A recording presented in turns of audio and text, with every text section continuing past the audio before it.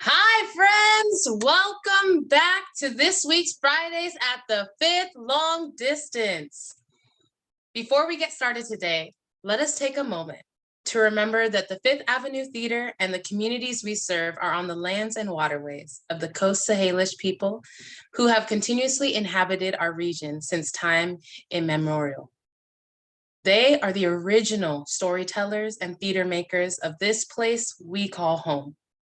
We also acknowledge and honor the tribal nations across Washington state and the many Indigenous people from across the country who also live and work in the Seattle area. As we step into this new period of the Fifth's history, we hope to honor their legacy and bring greater attention to their continued fight for equality and recognition. My name is Aviana Rodriguez Brown, and I hope to see many of you back here. I use she, they pronouns and occasionally refer to myself in the we. Hashtag Gemini twin power. I am the education curriculum specialist here at the Fifth Avenue Theater, and I today am wearing a blue men's button-down shirt over a purple She Is Fierce t-shirt, which reads, She Is Fierce, Stories from the Female and Gender Queer Perspective, which is a podcast you should check out, and we learned in our last episode of Fridays at the Fifth. In addition, my hair is in 2 braids down the sides of my face, which at the tips have purple and clear silver beads at the end. I'm also wearing a pink set of pink headphones.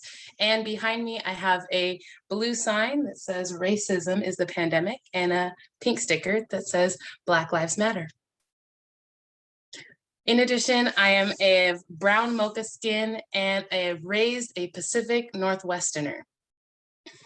We here at the Fifth Avenue want to remind you that Fridays with students like you, we talk about topics that you're interested in. Do you guys have something you want to hear us talk about with a professional?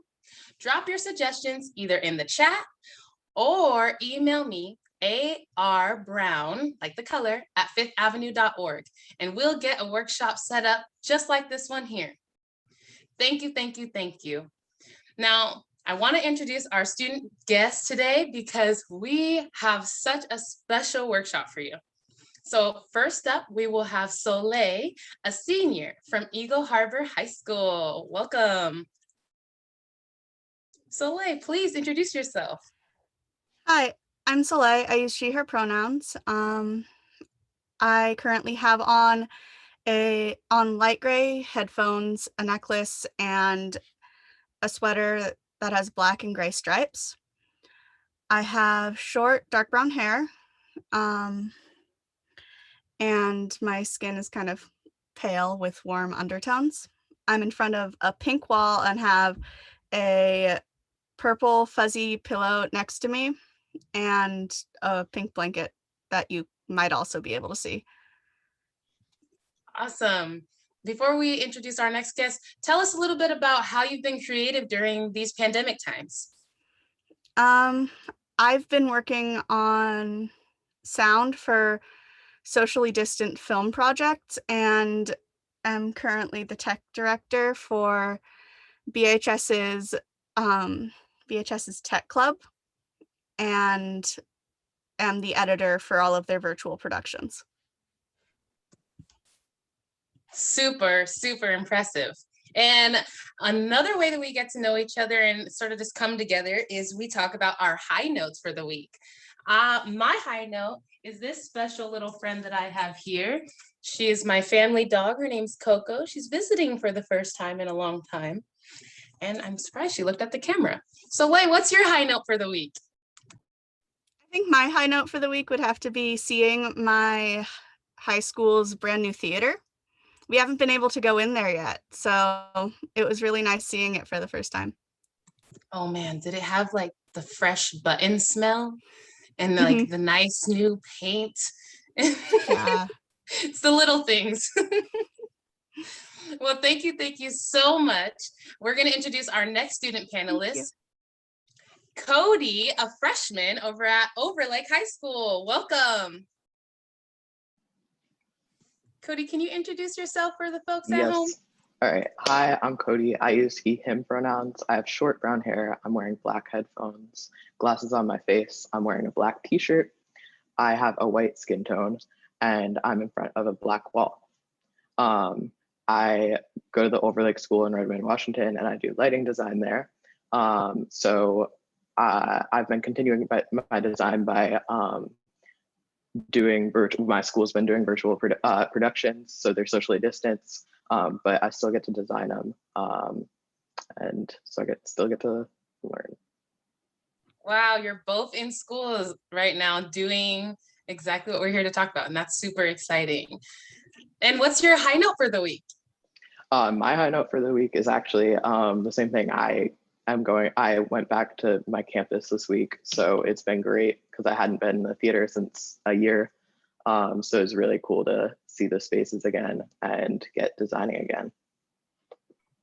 Audience members, I see you. We are also hopeful that we get to see something in theaters again soon. What only time will tell. Thank you so much, Cody. And as you know, the Fifth Avenue's Fridays at the Fifth program is dedicated to bringing together students who want to learn more about the craft of musical theater. Whether you're just curious or deeply passionate about musicals, we want to empower the next generation by giving y'all a chance to interact with theater professionals who have dedicated their lives to this work. So that's what we're about to do. Even though we can't all be in the same room together. Drop a 2 in the chat if you wish we were in the same room together. BT dubs, there'd be pizza. Just saying. Drop a 2 in the chat. I see you. All right. Well, let's get started with introducing our teaching artists, adults in the room. One of which is Dr. M. Crystal Yingling. Dr. M. Crystal Yingling has a vast history of challenging social justice issues across the world. In Korea, they worked on multilateral cooperation events through the arts. In North and West Africa, they facilitated sports and cultural festivals to counter violent extremists. As a military commander in Afghanistan, they developed radio dramas to protect children from war effects and worked with Afghan women to ensure equitable representation. And here in Seattle, they founded Intiman's Emerging Artist Program, which if you don't know about it, you should really look it up. It's a good one. Lots of people come out of there. As the executive director of Roxy Rivals, they led the efforts to save a historic theater from permanent closure. I'm going on because this bio is so impressive and it makes my heart cry. A retired special operations officer, Yingling has been awarded numerous accolades, including the Bronze Star Medal. And their dissertation, Rock and Roll With It, Empowering Girls to Become Leading Women Next Through Music, evaluated the efficiency of music education. Yingling has advised master's students on their thesis and will guide TTSJ students, which you'll learn about later, through the process to affect positive change with the industry. Now, we can't see you, but put it around together, shake your hands in applause. Welcome, Dr. M. Crystal Yingling, please. I know you don't need further introduction, but say hello to the folks at home. Tell us who you are, what you look like today. Hi, everyone. I'm Dr. Crystal. That's what I go by. I also use they and she pronouns, and I'm the education director for Intiman Theater. I'm wearing dark black headphones. I also have dark brown hair with blonde tips. It's about shoulder length, but it's usually much shorter and usually bright colors and not blonde tips from not being cut. I also have a dark gray t-shirt on that has a map of Capitol Hill, which is going to be the new home of Intiman Theater. And behind me, I have a virtual background up that has a red diagram of a stage crew, Associate Degree Technical Theater for Social Justice in block letters, and the logos for Intiman Theater and Seattle Central College above me. Wonderful. Thank you so much. Before we start talking to Dr. Crystal, we have to introduce one more guest because today is a jam-packed panel. Today we have Laurel Blaine, she, her, also joining us. Laurel has been working with the IATSE Local 15 since 2005 and became a member of IATSE in 2008. In 2017, she was also elected to be the BOE list co-chair of Local 15's Board of Examiners, where she oversees the list of workers and tracks their hours, skills, and certificates. She also serves as a delegate to the Snohomish and Island Counties Labor Council and is an advisor to the Bellevue School District's Technical Theater CTE program.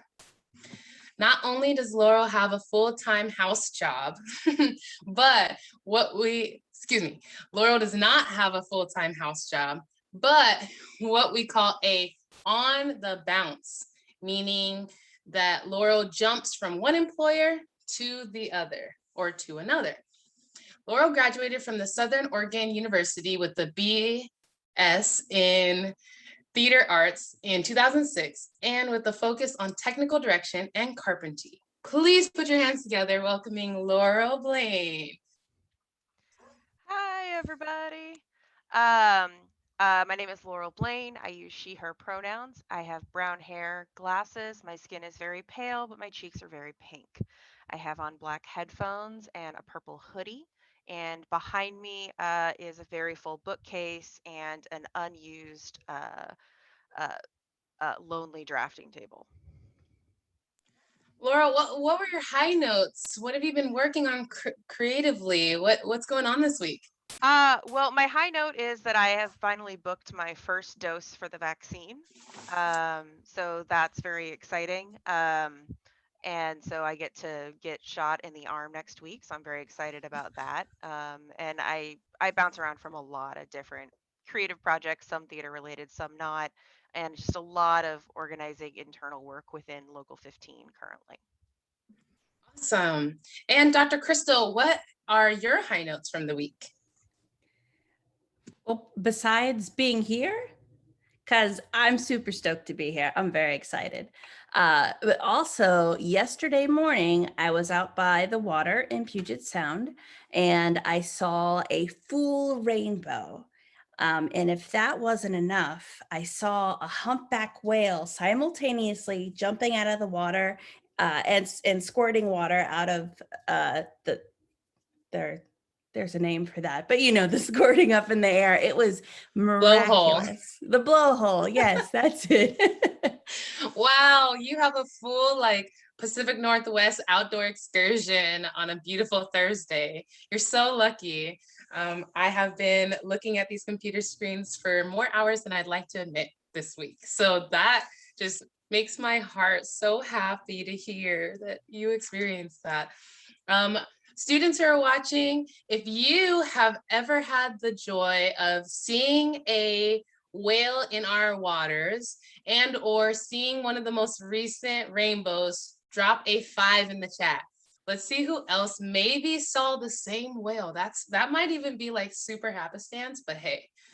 Okay, I see you. Oh, someone else. That's so exciting. I hope you guys saw the same whale. Well, speaking of, super excited to jump into the panel portion where everyone will get to speak on today's meeting topic. But first, we have a bit of a workshop. On our backstage end, we have Jeremy Morales, who's also on the education team. So Jeremy, can you pull up those resumes for us so we can take a look? And Crystal and Laurel, I'm gonna ask you folks to help us by just taking a look at these resumes with us. Since we have such experts in the room, just wanna see what is a plus about these resumes. And I know our students have some questions for us too. So this is resume number 1. Sammy Sosa is not a theater person. However, this is a real theater person's resume. So let's take a look. All right. We have a lot of theater production work here. Lots, yes. Okay, we have assistant stage manager. I see that a lot, for me at least, there's a lot of things that are categorized together, which is very helpful. Dr. Crystal? do you have any thoughts here on this resume? Yeah, I'm looking at it and I do. So the first thing that I notice is balance. That's immediately the first thing that I look at, and then what would jump out at me. And for me, I love when stuff jumps out that's like content and interesting. But I have to admit, I get a little distracted by like the numbers in the bottom right and the names in the bottom left that are off kilter. So I would prefer to like look at all the cool experience this person has, rather than, you know, my eyes going away from that and looking at the numbers itself. But beyond that, looking beyond that, I see lots of different types of shows, and would love more information about, for some of them, if it's important, or if it adds to the resume, specifically where. So more than just Seattle, like where was Dracula specifically? Where was Spades in New York, with what company, or with what location? And that may not be important or helpful, but if it is, it would be something that'd be cool to add. Absolutely. Well, thank you very much. Students, I hope you have your resumes up as well. Jeremy, let's see resume number 2.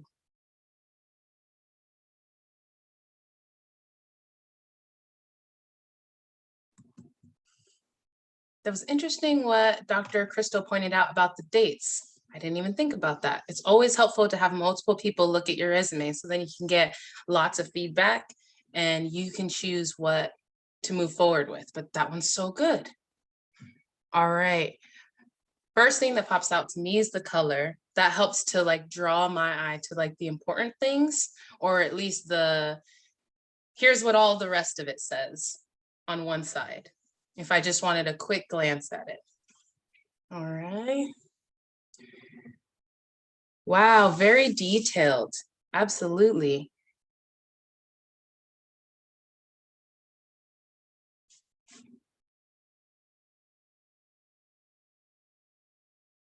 All right. Well, Cody, can you give us your first question?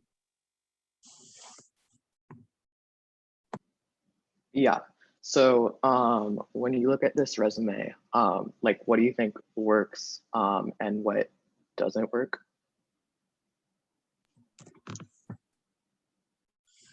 Dr. Crystal, do you mind joining us here? Yeah, absolutely. So Aviana, like you said, I like the color and the content together. They're very complementary and they stick out. So immediately, like, I want to read this resume. It seems very welcoming and exciting.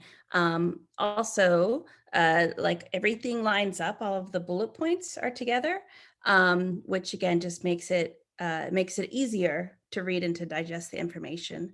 Then it would be, for this one specifically, I love that there are lots of specifics, so I would be curious to know what this is for. So this would be a type of resume that you would tailor a little bit for any job that you're going after, to make sure that those bullet points are the things that they're looking for on that specific job.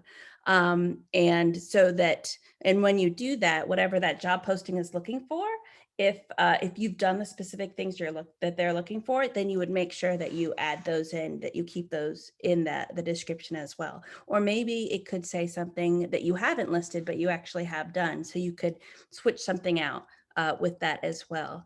But I think yeah, I would definitely give it a second look and put it in the short stack to go through again.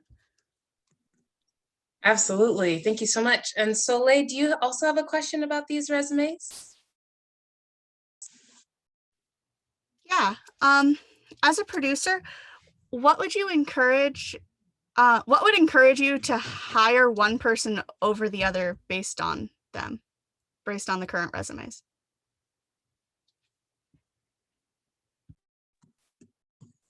For me, I think clarity and the more in-depthness of the second resume is going to help me understand exactly what this person could bring to my team, versus the other resume, I have more questions than answers. Any other thoughts, Dr. Crystal? Yeah, I absolutely agree. I can tell by looking at this resume exactly if they have the skills that we would need for this particular job or gig. So I don't have to, dig any deeper or guess what this person might have. I can figure out a lot of the things that I need to know before an interview. So I know immediately, okay, they're qualified for what I want to do, what I need them to do, and can have them come in to answer more questions about that. One thing I would say though is I highly encourage, especially early career artists, to try to keep that resume down to one page, kind of no matter what. But so that way they know that it's much more difficult to keep things down to one page and to be really concise. But then they know that you know how to do it. You know how to put that bottom line up front, as they say, to make sure that all of the content is there and that somebody can take a look at it on one look and get all of the main ideas that they need. And then as you continue to work and grow out your career and your experience, then it can continue to grow and expand. So for someone at a beginning career level, if there's this much content, I wonder if that's it. But I would rather say there's got to be much more. Now I want to talk to them, instead of this must be everything that they've ever done. Absolutely. And one of the tricks from the resume number 1 that could be used on resume number 2, resume number 1 uses symbols, for example, the asterisk sign, to indicate one thing that is relevant to multiple of the credits.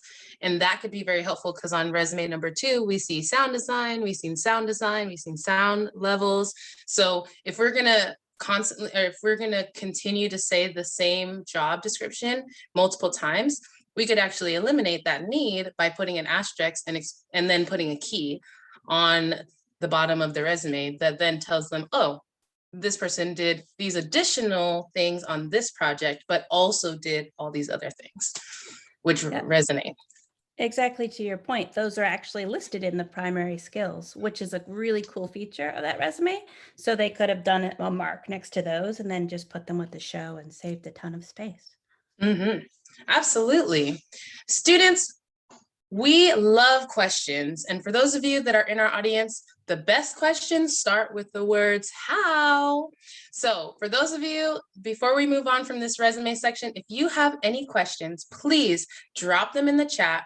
We would love to answer them, especially if you're doing what you should, which means you have your resume in front of you, you're ready to make some edits. We've got the experts right here just for you. So go ahead, drop your questions in the chat and let's get started. Thank you so much, students, for your lovely questions. A question that I have for you, audience members: what did you hear today that will help you improve your current resume?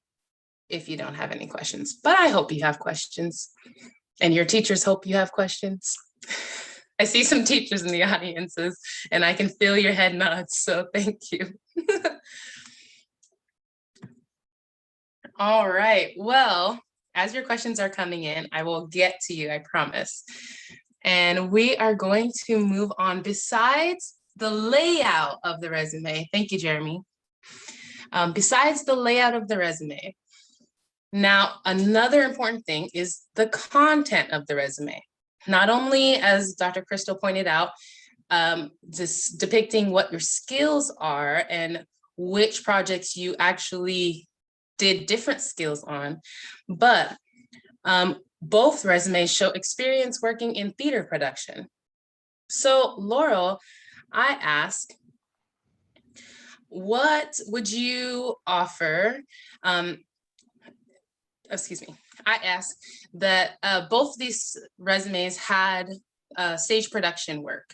However, neither of them actually talked about IATSE affiliation, and both are doing some really great work. So can you explain a little about the next steps of what these early career resumes should look to be their next steps? That's one question. Second question is, why a union? What is a union? And the second, what looks good moving into that next step? Yeah, so there's a couple of different things that I want to try to explain quickly because there's a misconception around it all altogether. So a union First of all, they protect worker rights. They fight for you. They, many people going together and saying, we want this is stronger and a stronger stance than one person doing so. You don't have to go alone. You don't have to do it on your own. And so that's what IATSE does, is that we represent stagehands. We represent over 100,000 stagehands across the country. And for some people, seeing that IATSE affiliation means something, and that it's and that alone is something that's meaningful. For others, it doesn't. Now, IATSE Local 15 operates a hiring hall, and a hiring hall can be something that is union affiliated and something that is not. So for Seattle, for Local 15, we have a hiring hall. Not all stagehand work, not all theater work in Seattle is union affiliated. It is not all represented, but it is still all valid work. So what somebody who maybe wants to pick up some other work to see what it's like to work underneath a contract, you can apply to be on Local 15's hiring hall.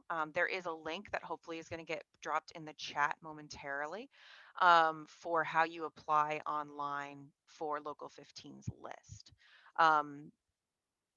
For some places, if you have a house job, like the backstage workers at the Fifth Avenue Theater, um, a lot of them are the house staff, and they really only work at the Fifth Ave. They don't go anywhere else. They have a house job. It's full time for them. That is where they work. I, on the other hand, I'm on the bounce, and I go to the Fifth Ave when the Fifth Ave needs me, when I'm available, and when I want to go work at the Fifth Ave. If I want to go work somewhere else and that's available, I may go over somewhere else. So it's a great way to get a lot of different experiences when you're on the bounce and you're going to a bunch of different theaters. So you get to be introduced to different gear, different ways of doing things, because how the Fifth Ave does something is not how ACT is going to do something, and how ACT does it is not how Village Theater is going to do it. And that broadens your perspective, and that opens you up to better ways to problem solve, because what we do in theater is take something and use it in absolutely not the way it was intended to be used. So with the resumes, I think both resumes are fairly strong. Dr. Crystal had excellent points about the first resume not having enough information, and that the formatting didn't seem like they took the time to put it together. And the second resume, I think most of it will fit on one page. It just needs a formatting issue. So to get onto Local 15's hiring hall list is that there's an online application. It's very simple. You have to be 18. We need you to be legally an adult. And then you fill out that online application. We contact you to fill out some paperwork, I-9s, W-4s, a couple of contracts that you sign. And then you get onto what we call our G list. Then if you want to advance further, you would come in for a test. It's a written test. It's fairly extensive, but it's reasonable for entry level stuff. You do a couple of physical tests, like tying some knots, because that's a safety thing. If something's being hung over your head, we need to know that that's going to hold. Lifting, holding weight, and doing that, because again, it's a safety thing for you and the person you're lifting with, that you can actually do that lift. And then you come in and you do a skills review with several of our members. That skills review can seem very daunting. It's like an interview, but we're just trying to verify. We have 112 individual skills that we will evaluate you on, and in 10 different crafts. Then you're on the F list, and then you grow and advance. And the more you work, the higher you up on the list you get, and you grow and from there. And I don't know if that made any sense to any of you guys, but if you just apply for the work, I especially encourage high school students as they're graduating to get onto Local 15's list when they do. I got onto the list when I was still in college. And so when I came home for summer breaks or winter breaks, or came home for spring break, I could occasionally pick up some extra shifts, which meant I had some extra spending money while I was in college. And so I always had that to kind of fall back on. And even though I left Seattle for a little while to try other things, I did come back, and I always had Local 15 to go back to. And I had that history and all of that there. So I encourage college students, especially, to get on our list, because you can make a fair bit of money just pushing boxes, setting up trusts, doing concerts, maybe doing some load-ins and stuff at the Fifth Avenue Theater. And it gets you different experiences for you to take to your theater program in college, that information comes back here. But it's a nice way to pick up some extra cash here or there as you're in college. So 2 clarifying points, and excuse my dyslexia, but Oh, yeah. One was, do I understand you correctly when you say that once you're on the list, is there any renewal process, or do you stay on the list? You stay on the list as long as you continue to work. So as long Okay. as I've got an hour for you that year, you stay on. If you have 3 years at 0 hours, then we assume that you're ghosting us and we're not going to keep paying attention to you. And there is a difference between being on the hiring hall and being a member. So as my bio said, that as I got involved with Local 15 in 2008, that's when I became a permit worker when I first got on the list, or in 2005. But I didn't become a member of IATSE until 2008. And that's a different thing and a different obligation, and I think a far more in-depth conversation than possibly today is worth. But I would be more than happy to have it with anybody who wanted to. Okay, and the secondary question was, you said once you're on the list here at graduation point, and let's say you get a few hours, and then you go off to college in the fall, how do those points, or how does that information then get to the union? Do you have to? Yeah, you have to report potentially things back. We have ways for you to credit education hours so that you can be in school full time, and like maybe you'll pick up some shifts, but if you don't have the availability, you can potentially do that and then have those hours kind of count. But it's not necessarily a direct transfer of things. It's also different of like the hours that you have with Local 15 and the history of Local 15 doesn't transfer to say Local 28 in Portland or Local 16 in San Francisco. Each local operates separately on its own. So think of it like the United States, like the International Alliance of Theatrical Stage Employees, that's what IATSE stands for, covers hundreds of locals across the country and Canada. But we all have individual home rule, just like the laws and rules in Washington state are going to be different than those in Florida. So they may not directly transfer. It all kind of depends on the local.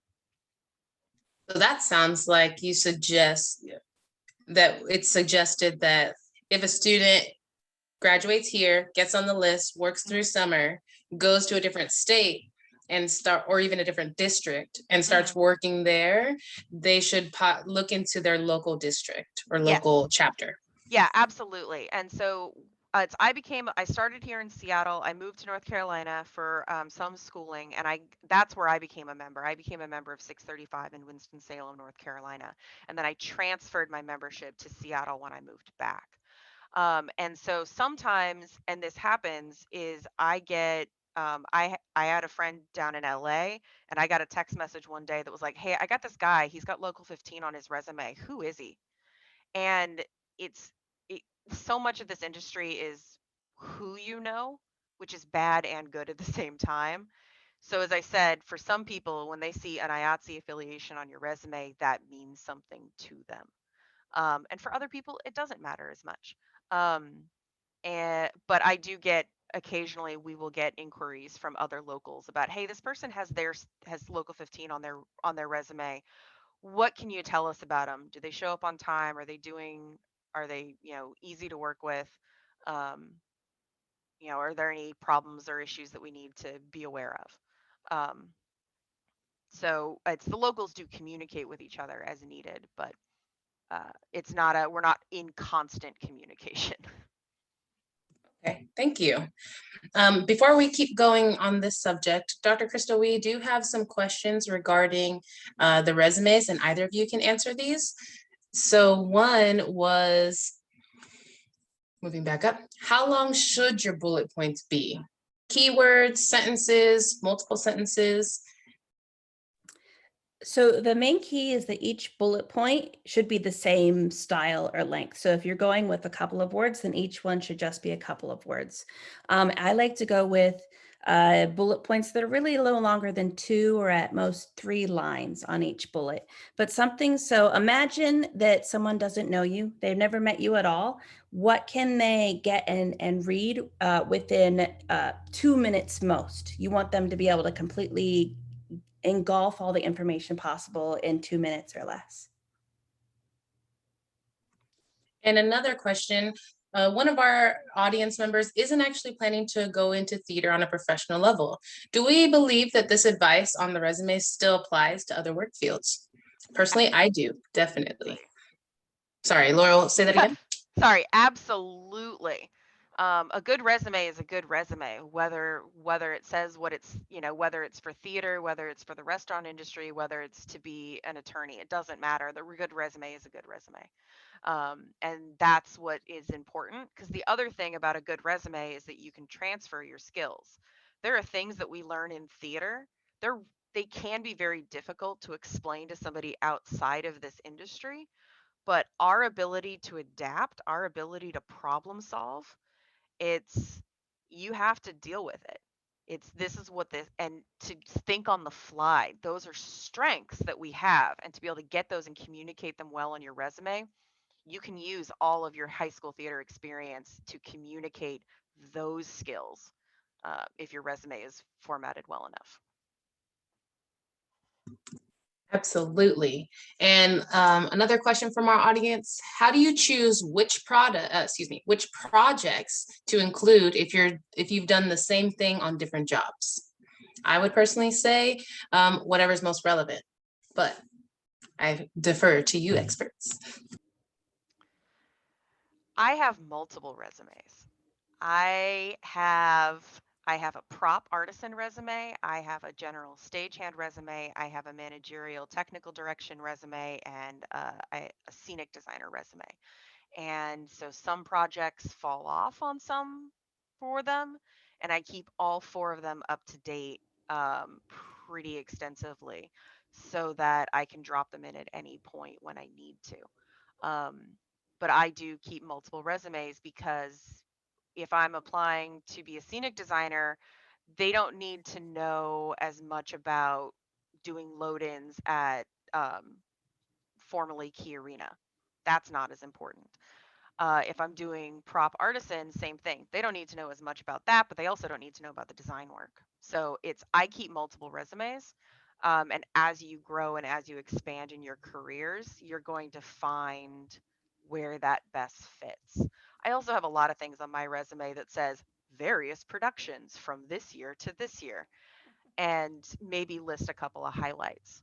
But I also have anywhere between 12 and 20 employers each year. So Yeah, I do have a trick that I like to tell people, but definitely multiple resumes can help, and keep those on hand as you develop them.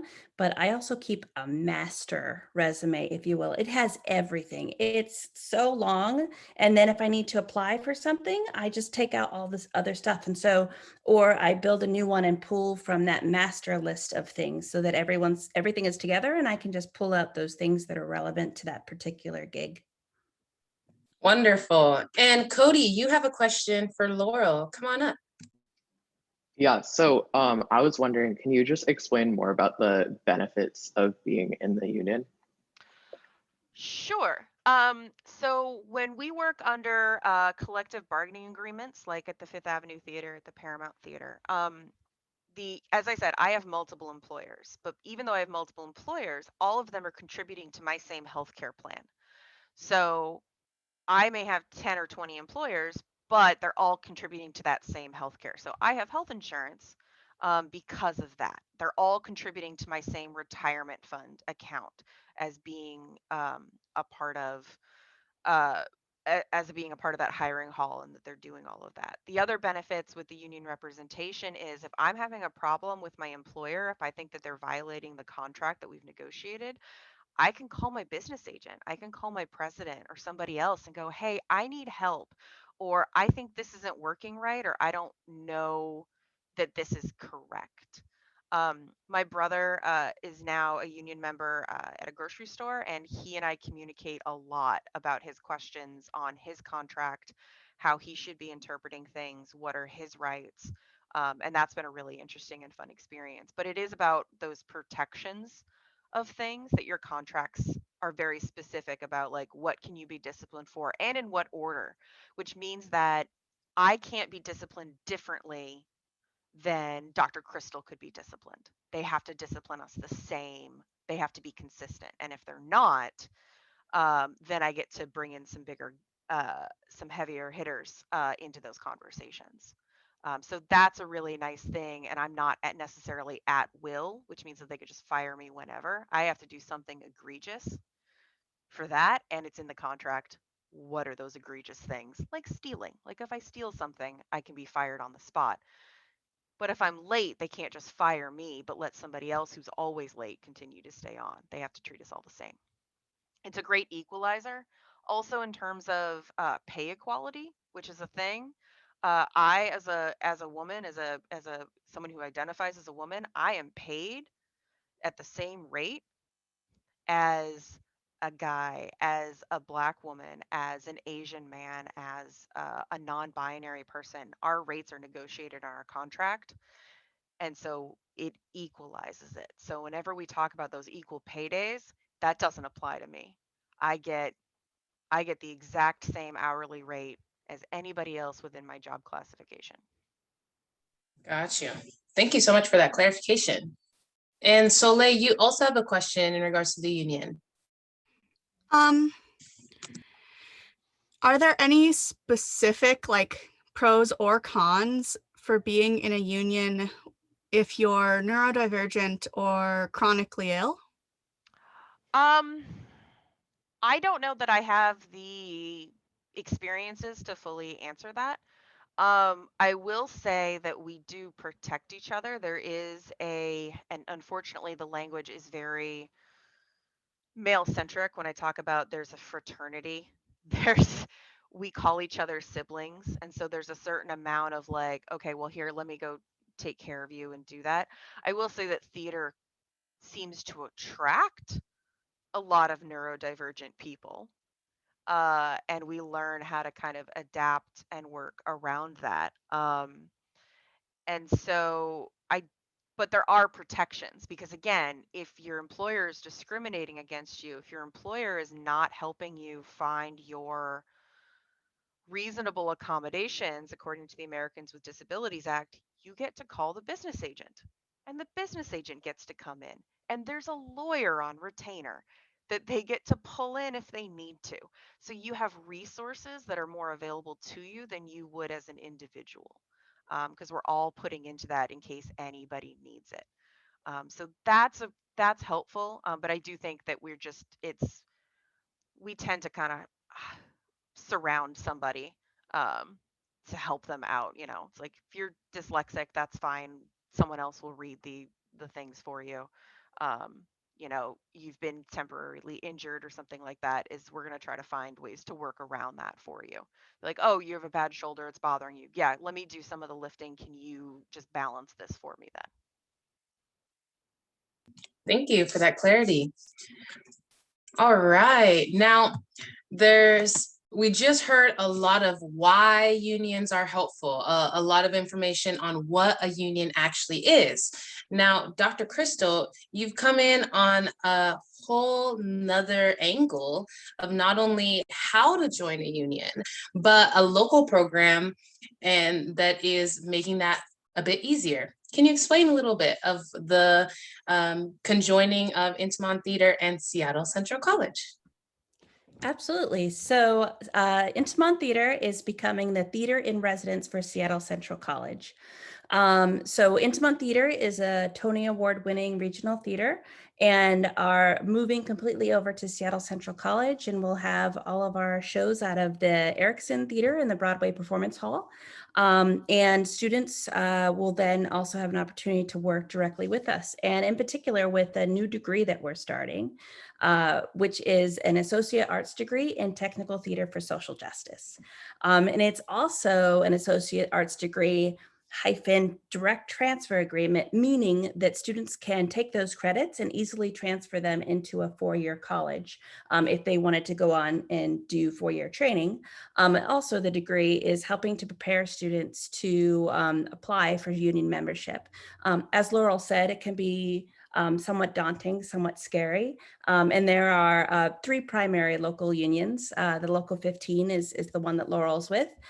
We also have the 488, which is for the Pacific Northwest, it's studio mechanics, and the 887, which does wardrobe and costuming. And they each have different requirements and ways to get into the union.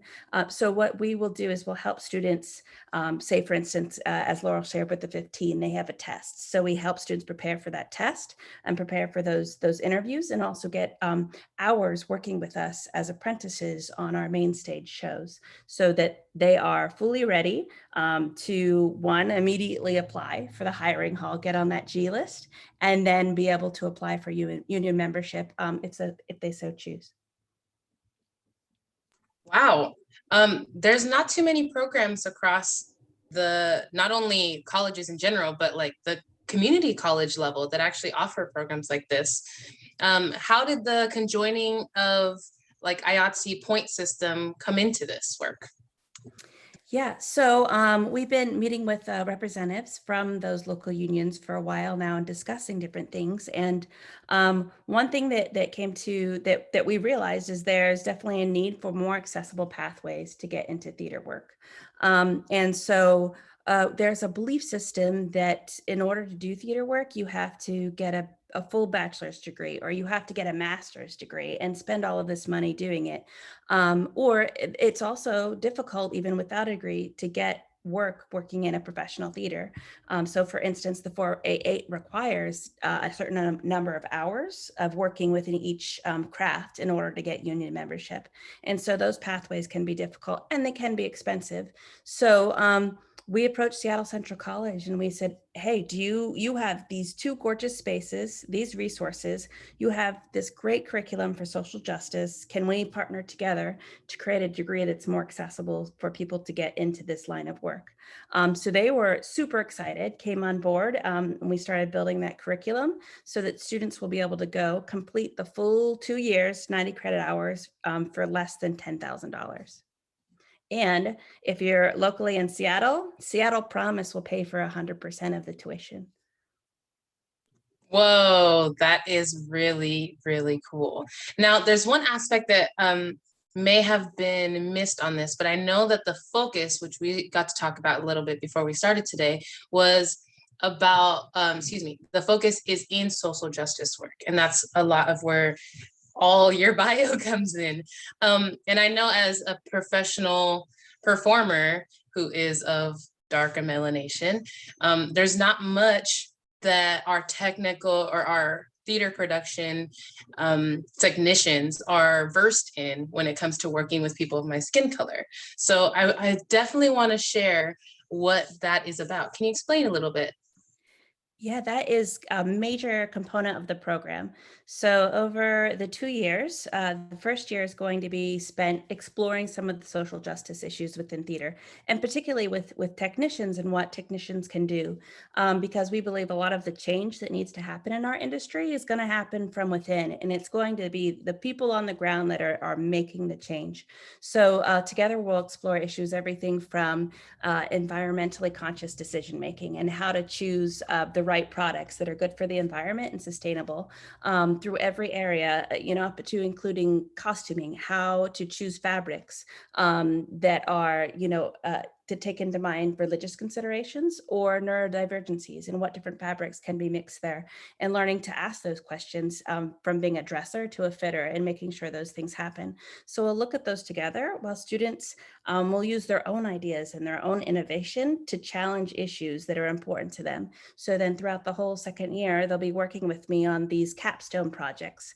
Well, they'll research these ideas, come up with new innovative ways to handle them and to challenge the industry, and then they'll work to enact those within Seattle Central College's spring show during their graduating season, and then also work with me to get that word out to the community through what would be called a poster board session, where students present their ideas on literal poster board and the community can come and learn about them, or presenting at conferences, or writing in journal articles, blog articles, to get the message out about what the student has learned and encourage the community to follow suit to implement these things and to challenge these new ideas.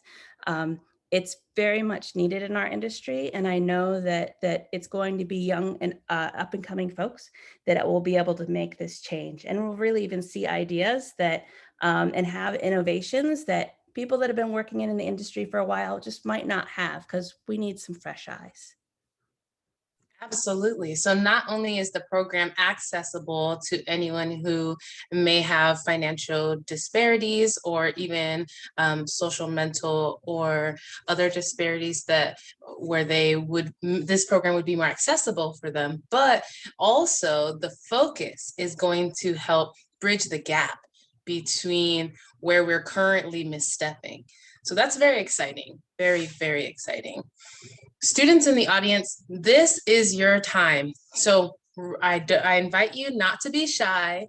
Start dropping your questions in the chat. This can be not only about this wonderful program that Dr. Crystal has just explained, but any follow-up questions for Laurel in regards to the union, any follow-up questions for our student panelists, any resume questions. And remember, we like questions that start with the word how.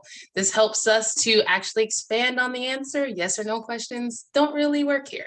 So please, any and all questions, go ahead and drop them in the chat. We do have a follow-up question on the resumes. Michael, thank you so much for this. What's your advice to a 10, 11th grader, so a sophomore, junior, whose resume is quote unquote light because of COVID? There's been no productions, was shut down in April of 2020. What can be done, or what can they be doing to get experience? And I throw this to both Laurel and Dr. Crystal. My first thought is volunteer, but then again, everything's been shut down, so. Well, I can start because there is a lot of things that you can do on that resume that are really great. There are a lot of places where you can get online certificates that we would be excited to see you have. OSHA 10, OSHA 30, first aid. We even track food handlers cards, because if you have to be making food for actors backstage, we want to make sure that you're not, picking your nose and then sticking it in it. So there's other parts of that. ETC offers online classes. You can find all these different things, and you can get all these variety of certificates, whether that's in like Dante for audio, whether it's Avixa for AV specifically. And what we're looking at is probably going to be some sort of view of hybrid events going forward. So if your school, if you're doing virtual streaming events right now, start learning more about that gear, learn more about other options with that, because that's how you build that resume. Because I can tell you, the people that know it, trying to, oh no, teach the people who didn't, because they didn't have to know it before, has been really hard. And you guys are going to be primed to have those skills in advance for virtual conferencing. So that's great. But I just encourage you to find online programs and certificate things and classes that you can do, because that shows your interest. And you're like, oh, hey, I've had people turn in 300 plus hours worth of education, training, and certificates. Two people in particular on our list in 2020, 300 hours plus for each of them, and that's what they were dedicating it to. So that's what I encourage you to spend that time on. Yeah, absolutely. And there are also, so those, if you can do those trainings, absolutely. And some of them do cost a bit of money. Some are relatively affordable, but also there's a ton of stuff available on YouTube that just don't get the certification if you can't do that right now. Just learn about it, play around with stuff, watch all the YouTube videos, and you be able to add to your skills list than on your resume. I would love for folks in your generation to do some blogging, especially about what's been going on virtually this past year. There are loads of people in the industry that want to know how to better reach your generation. So jump on, start a blog and tell us what's working, what you like, what's terrible. We want to hear all those things, and you can start to already make that change within theater. Absolutely. And in addition, reach out to organizations who are doing work that you want to get involved with. A lot of people, and I'm not saying to become a professional intern. Please don't think that's what I'm saying, because no, you should definitely get paid for your work. But however, we all have somewhere to start. And so if you can reach out to an organization who's doing virtual events right now, offer, hey, I see that you have an event coming up. I have my vaccine. Is there any way that I could watch, or I could be involved in some way, or even tune into your Zoom event? So that way, I can be involved on that way. So definitely still do that on the ground connectivity networking that we used to do in person. Just because we're virtual, it doesn't mean that we can't do that work. Absolutely. Another question from the audience, and I believe this is for you, Dr. Crystal, what has been your favorite social justice project within the program? I just want to caveat, this may be difficult because this is the first soon to be year of the program, and Dr. Crystal, feel free to explain a little bit about that. Yeah, so we are just launching this fall with the first start date on the September 27th of this year. So we're about to have our inaugural cohort number 1, which will, kick off the whole thing for us. So as far as that goes, I haven't done anything with students in the program because that doesn't exist yet.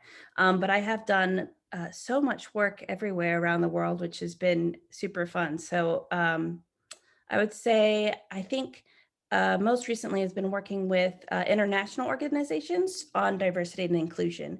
And why that's particularly interesting is it takes a different type of slant everywhere with every different country, because each country has had their own issues and things from their own history in the past from that country. And so working towards something that most employers around the world are trying to do right now, and that is increase both diversity and inclusion, because you need both in order to be successful, and figuring out what that looks like in that particular area of the world. Fabulous. And you said you're going into your inaugural year. So when do you actually close applications? And your application link is right below us. I just muted. Oops. Yes, we are going into the inaugural year. We are accepting applications now. It is a free application. It's just a Google form, and those are going to be open through August 25th. And really, it's half application, half registration. We want to know that you understand and are excited about the social justice component. So there are just 3 short answer questions about that. And then also we want to know which areas you want to learn more about, so that we can ensure that everyone gets fully hands-on training with a mentor on a professional production. So like, say, for instance, if we had 40 applicants that all wanted to do lighting, we wouldn't be able to fully support having everyone work on our real professional shows. So we want to make sure that there's enough interest around so that you can actually get your hands on the things that you're most excited about. Absolutely. Wow. Thank you. And I just want to shout out Marcus. Thanks for that comment. Marcus says Penguin Production is a volunteer-based program that is still doing stuff and is a great way to get experience. I cannot say I know what they're doing, but thank you for putting that out there, Marcus. For those of you that are in the audience, I suggest you look up Penguin Production. Just get in contact. And I'm going to turn the tables over to our student panelists. So Lay and Cody, if you guys have any lasting questions for our adult panelists, feel free to turn on your cameras. Yeah, I'll go ahead. I have a couple. So are there, I know you talked about online certification. So are there any like sources that you recommend for getting that certification? Oh, I could look them up off the top of my head. I know that ETC has some programs. ETC makes like the Ion board. It's one of the more common lighting consoles around the area. I can tell you that the list of certificates that I currently track and that we have in our dispatching software, a lot of them are a little bit more advanced, but AVIXA for AV stuff, OSHA 10, your first aid, food handlers card you can get online. There are also COVID-19 safety protocol classes that you can take online through various different entities. John Hopkins, I'd have to look up where the other ones are coming from off the top of my head. I don't have them. And that those are great classes. Dante is a really intensive program for audio networking. And so I wish I could give you guys more information, but I would have to spend 5 minutes digging through my big old Excel book of fun. But my email address, my work email address is list@ia15.org, list@ia15.org. And I'm more than happy to answer any of those questions for anybody offline, individually, where I can spend the time actually looking at what other people have turned in, because I just don't know it off the top of my head. Thank you so much. And Laurel, feel free to email me anything as well. I did take a list, and on our end, we will be putting our playback on our website on the Fridays at the Fifth education page by Wednesday of next week. And we'll have a list of things that we talked about on there as well. So come and check back with our website, and we'll also make sure that all that is available to you. Did you have another one, Cody?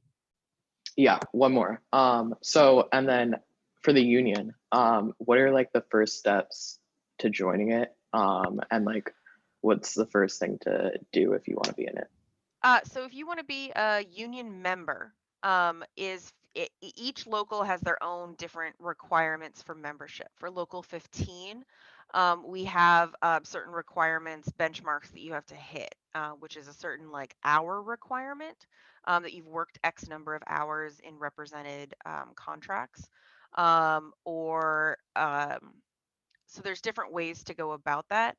There is an initiation fee, but we do have a fund that helps, and that's just not advertised well, for people who need help with that, for that initiation fee. And we have a payment plan thing, because when you join a union, at least for ours anyway, in particular, we consider it for life.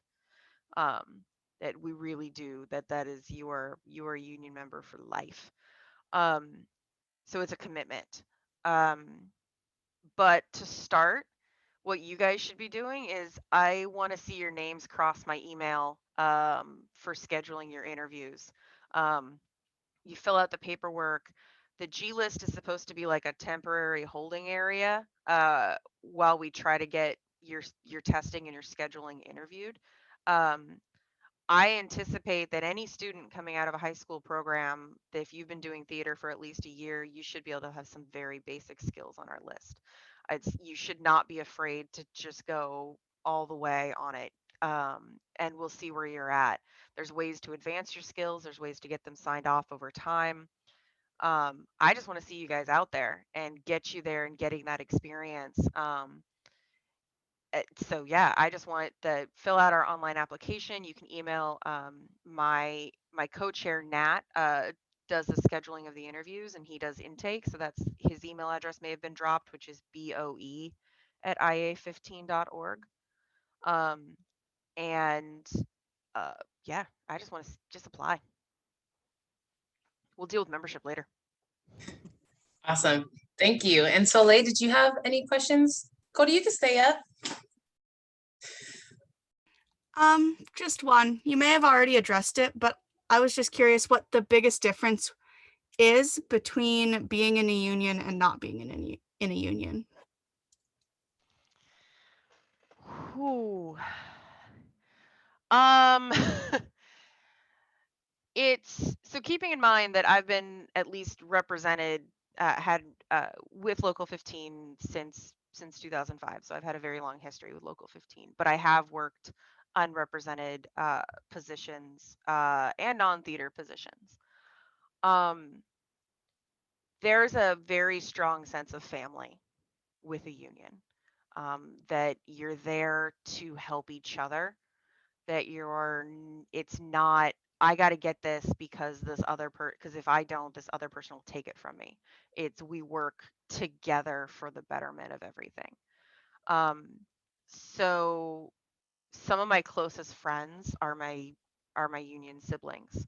And we have, even in this pandemic where we can't get together, we are still trying to find ways to get together, and to do things. And I don't think that you would have that with any other coworker. Like, I don't think if you just had and I don't want to dismiss food service workers, but if you have a part-time job at McDonald's, I don't think that your coworkers on your shift would come over to your house to help you add an extension on it just because they had the day free.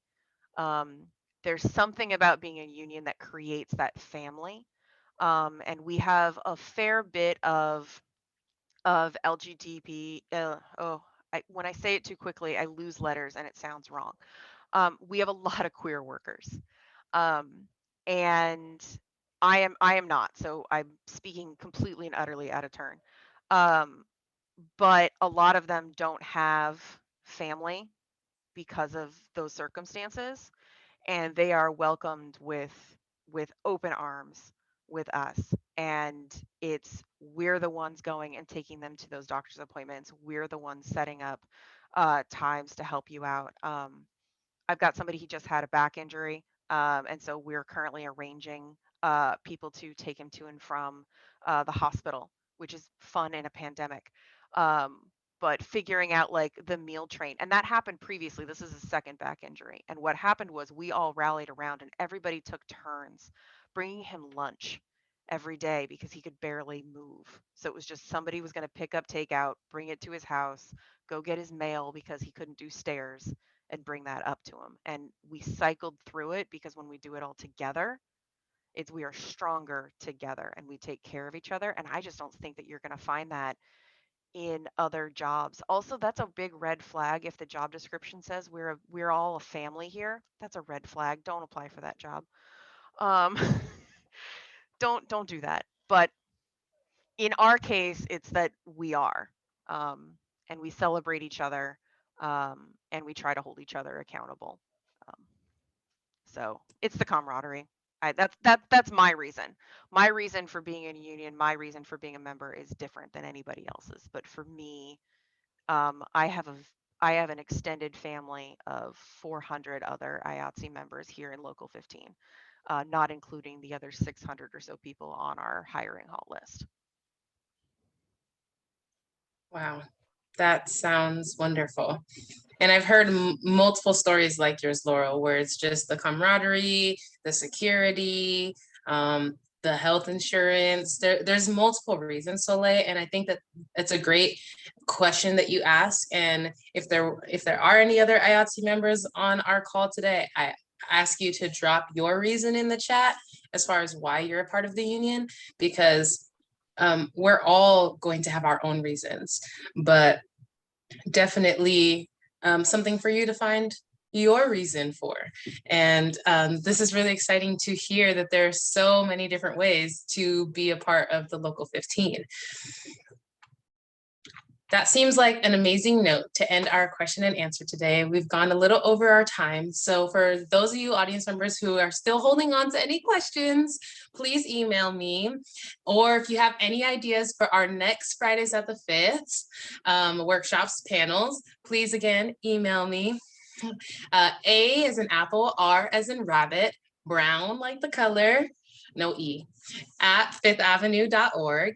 And I will get your questions to either Laurel or Dr. Crystal, or we will create a workshop panel just like this because you want to see it.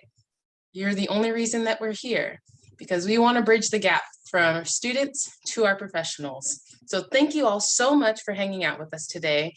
Thank you to our student panelists and to our guest artists, speakers, and Thank you out there for joining us. If you're into Fridays at the Fifth, please consider supporting it. We're committed to offering Fridays at the Fifth live for free, but there is a cost associated on our end. So if you are interested in donating, again, feel free to email me.